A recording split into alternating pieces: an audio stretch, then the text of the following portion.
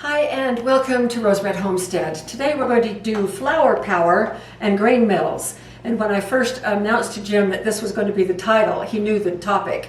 But what I thought should be the title, he said, well, you should wear your bell bottoms and your hip huggers. Well, as if I even had any of those from the 60s. But flour power then was flour like a daisy. And this flour is the flour that we bake with.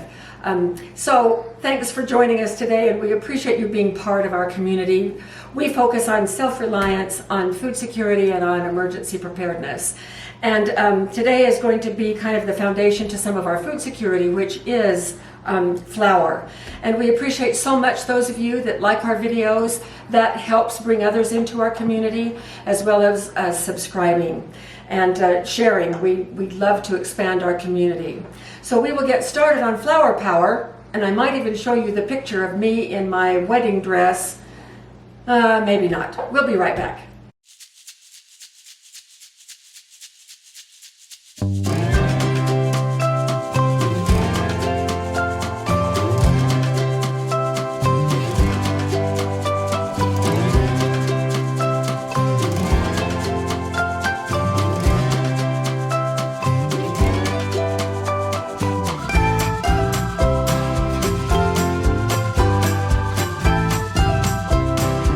When we say flour, as in baking flour, most of us probably think of the type of flour that all of it comes from wheat flour.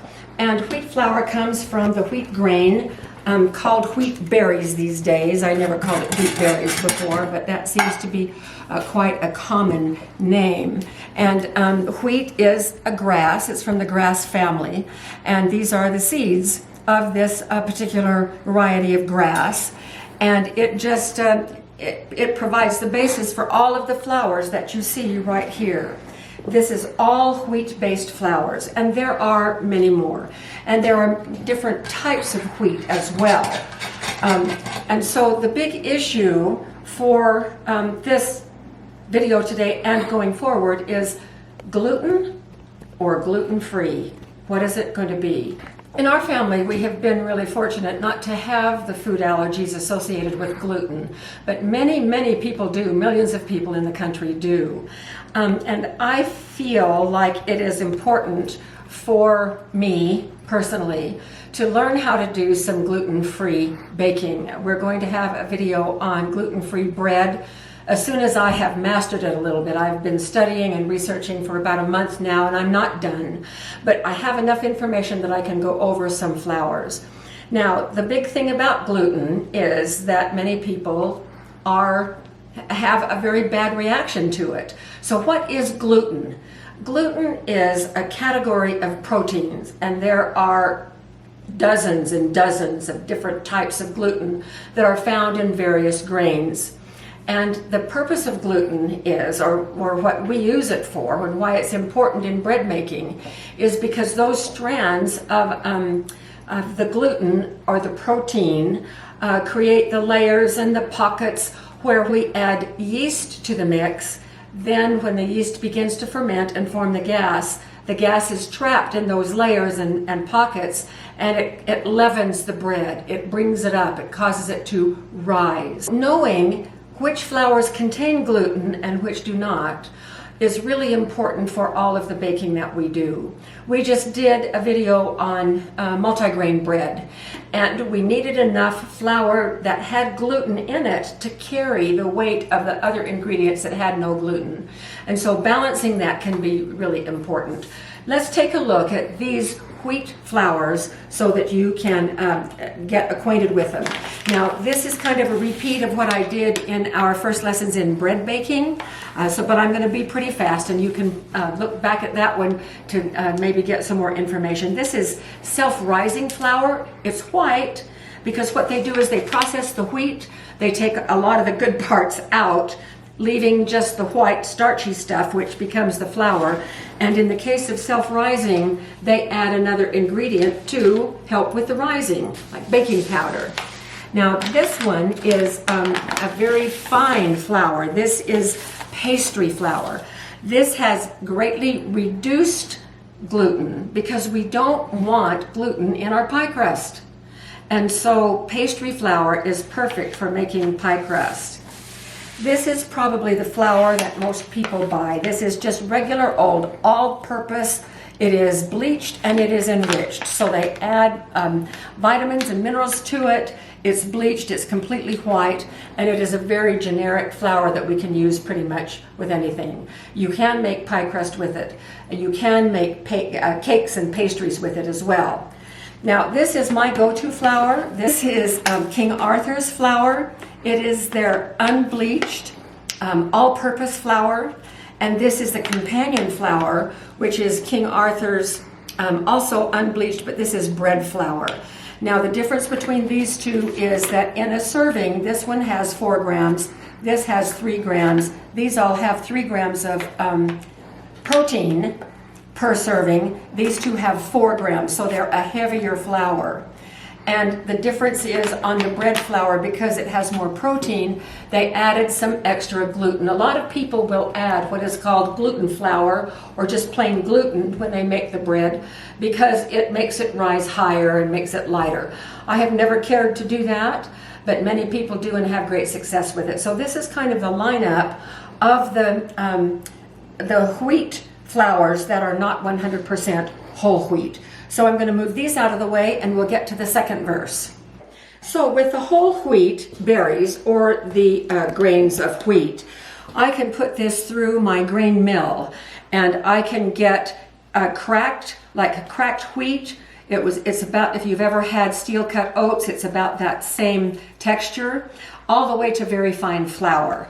I'm going to be really singing the praises of grain mills today and why I think it's really a good idea for families who are interested in food security and want to start making their own bread, that everyone has a way to be able to grind grains into flour.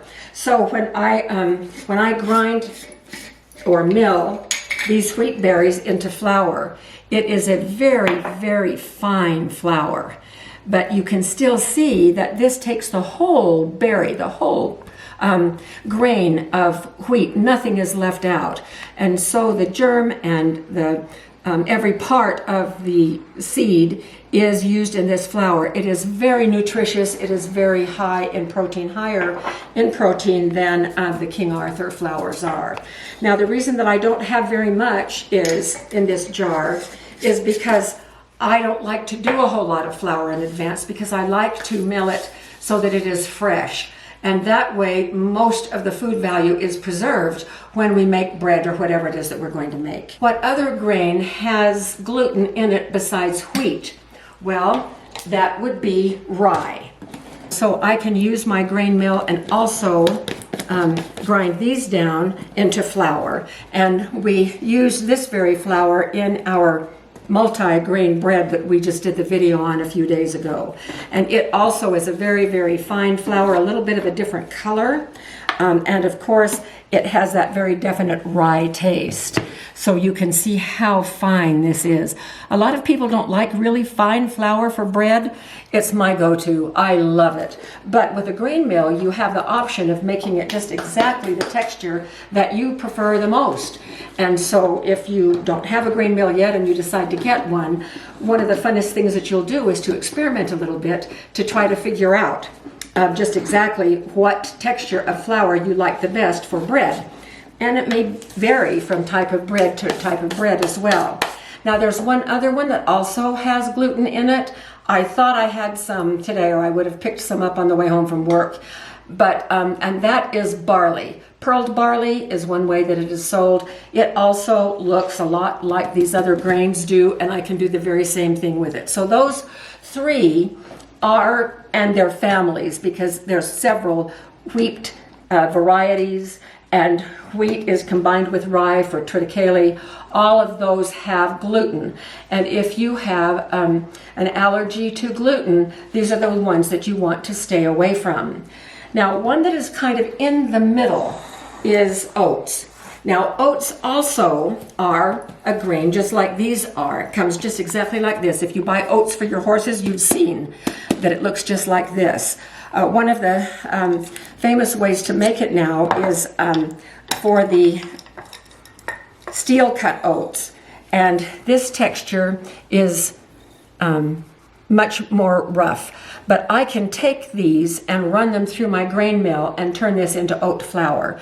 Now, what about gluten in oat flour? Well, oats do have a type of gluten, but it is not the same type as the wheat, rye, and barley families. If you do have allergies to gluten, about 20% of people who have celiac disease or the allergies to gluten, about 20%, 1 in 5, also has a reaction to oats. So just know that, but most do not. So a lot of times you will find this classified as a non-gluten flour when it's turned into flour, and other times it is listed with the glutens. So just know that that is why. Okay, so I'm going to clear this away and we'll get to the next verse.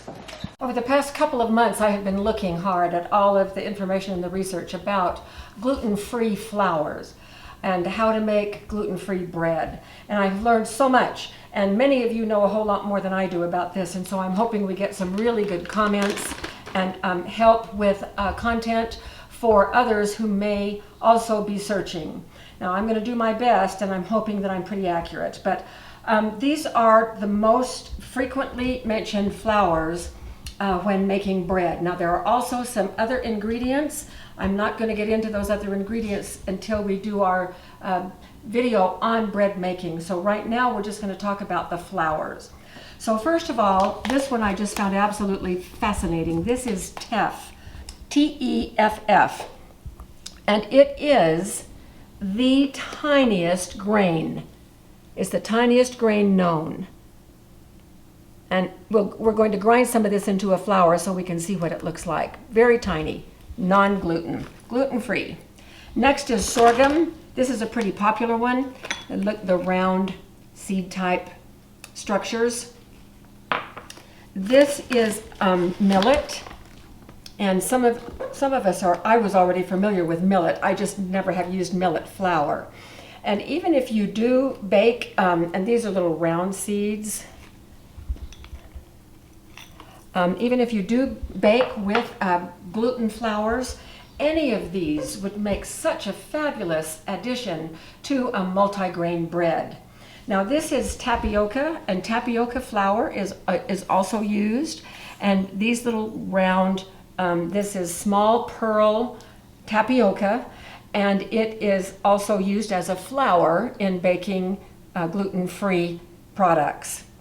One of the biggest ingredients is rice, and that was new to me. So we're going to grind some rice into flour today, and you can use both the white rice and the brown rice to make flour. Now in 2012, my son, who was living with us at the time, decided he wanted to grow some blue corn. We lived in New Mexico for a while when he was growing up, and this blue corn he was fascinated with, and I have saved it for something special. So today we're going to grind some of this blue corn into flour. And of course this is just regular yellow corn, and with my grain mill I can do everything from cornmeal to a very fine corn flour, and I already have the corn flour right here. I showed that in our multi-grain bread making video. So the next thing that we're going to do is I'm going to pull my grain mills out, and we're going to have a little demonstration on how they do. So we'll be back in a moment. I've had a grain mill all my life, with the exception of about the first 5 years after my first husband and I married. I grew up with one in our home, and then when our children started coming along after I was married, we got one. And this is it. This is it. This is over 40 years old. And it still just does a tremendous job. And when I mentioned in one of our other videos that this was my grain mill and it's 40 years old, Jim said, well, I think it's time we get you another one. And so we did, and I'm going to show that one in just a few minutes. But I want to show you the things that I really like about this grain mill. I'm also going to be putting down below the description a really good article about various grain mills that I found very, very useful. So the one what I'm going to grind in here right now is the blue corn. Now this one I can set for very fine, or I can also set it for very coarse. I'm going to turn it on and I'm going to move it over to the coarse. it is easier to move when the blades are running. So this is set for pretty coarse because I want to show you how versatile this is. So I'm just going to dump some corn right here in the hopper, and we'll put this on very coarse and see what it looks like.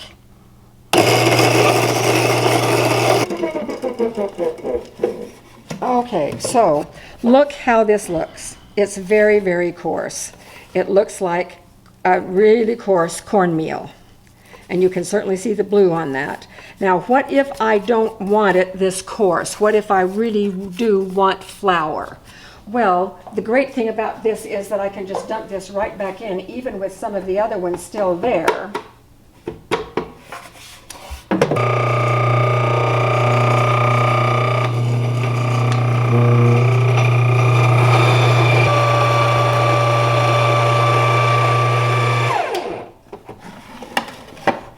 And now you can see the difference. What a difference. Such fine, beautiful blue flour. And wouldn't this just be great in multi-grain bread? Okay, so we're going to leave this one. You can see the versatility, and it goes everything in between. I can crack wheat for a cracked wheat cereal, or I can make beautiful fine flour, like this blue corn flour. This one is the, what's it called? I can't read it. It's called Wonder Mill. This one is the Wonder Mill, and I did some research on this, and I got fooled because I'm used to this one, and when it says coarse, it is really coarse. It is like cracked wheat. This one will only do flour, and it does flour at 3 different settings: very fine, medium, like for bread, or coarse.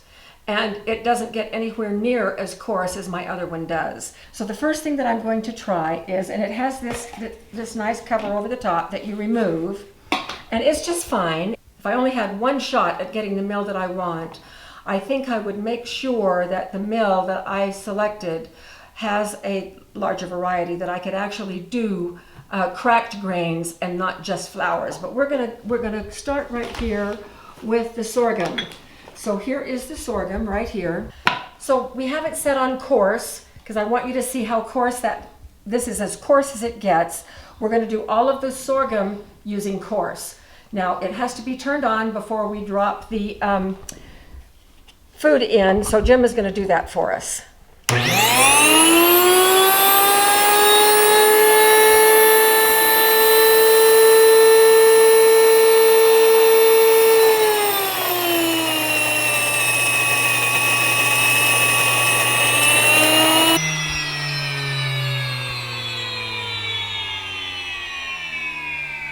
So you let it run until you can hear the change in the sound that tells you that it is all done, and then you can remove it. So let's take a look at our flour.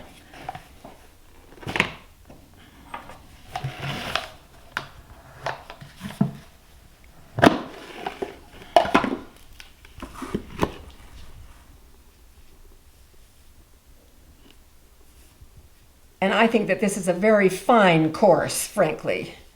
It's not coarse at all. I can feel the particles, but now I'm going to put this back in the bowl. So this is sorghum flour.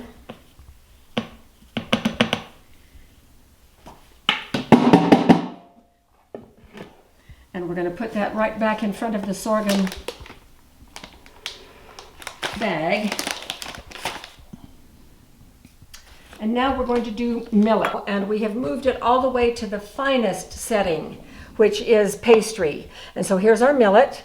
Jim's going to turn it on again for us.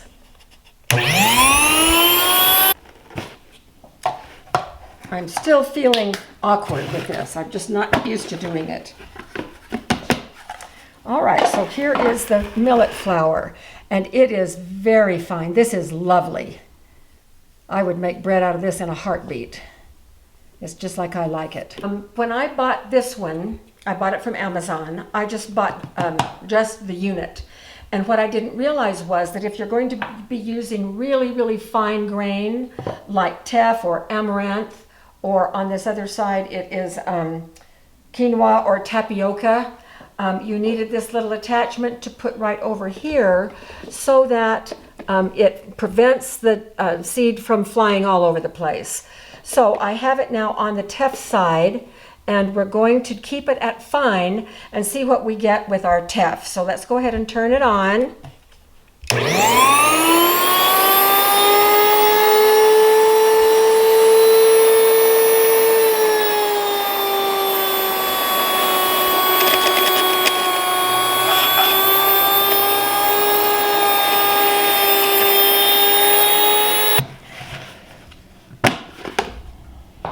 Whoa, it's just like powder.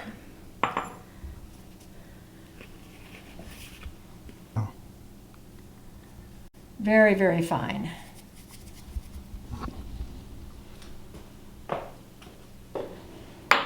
Okay, now I'm going to turn this upside down and put the tapioca side down, and we're going to do the tapioca. Sounds like a dance. Do the tapioca. Okay, here we go.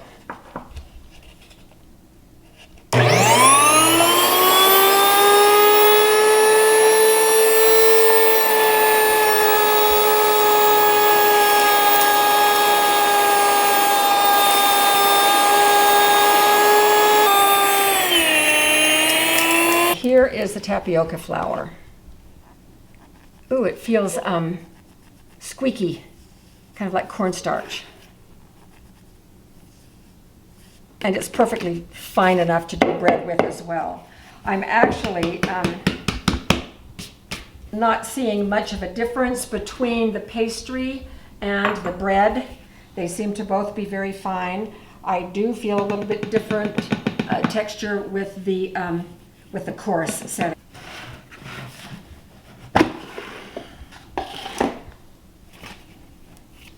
So here is the rice flour.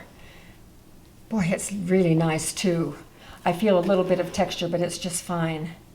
We've demonstrated 2 grain mills, and we have ground some of our gluten-free flour, and I wear flour very well, don't you think? I should have changed my shirt before I started this video, but anyway, so we have an introduction to various flours that can be used both for gluten baking and for gluten-free baking. And in future videos, we are going to actually incorporate these into recipes so that you can see how they do. So thanks for being with us. I hope you've enjoyed Flour Power. I'm gonna go get my picture of my beehive hair. So this is me in 1964 in the middle of the Flour Power movement. Beehive hair and all. So thanks for joining us. We're probably going to put some bloopers at the end of this one because we've had so much fun today. And we will see you with our next video. In the pockets where when we add rice, no, not rice, when we add yeast, I always say so. Flour, this is King Richard, not King Richard, who the heck was King Arthur. Well, we might as well start the bloopers because we're doing it today. This is me in 1964 in the middle of the flour. How about the Flour Power movement?